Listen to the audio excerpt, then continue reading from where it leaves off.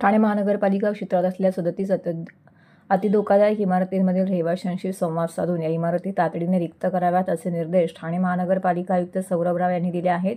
विरार घडलेल्या इमारत दुर्घटनेच्या पार्श्वभूमीवरती ठाणे महानगरपालिका क्षेत्रातील अतिधोकादायक इमारतींचा पुन्हा आढावा घेण्यात आला.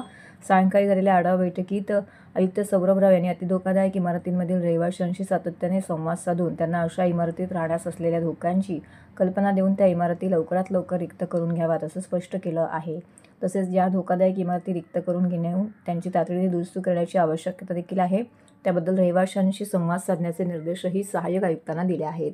महापालिका आयुक्त सौरभ राव यांच्या दालनात झालेल्या या बैठकीला अतिरिक्त आयुक्त प्रशांत रोडे, नगररचना सहाय्यक संचालक संग्राम कानडे, उपायुक्त मनीष जोशी, उपायुक्त शंकर पाटोळे, उपायुक्त दिनेश तायडे, उपायुक्त सचिन सांगळे, उपनगर अभियंता सुधीर गायकवाड यांच्यासह सर्व प्रभाग समितीचे सहाय्यक आयुक्त आणि सर्व कार्यकारी अभियंता येथे उपस्थित होते.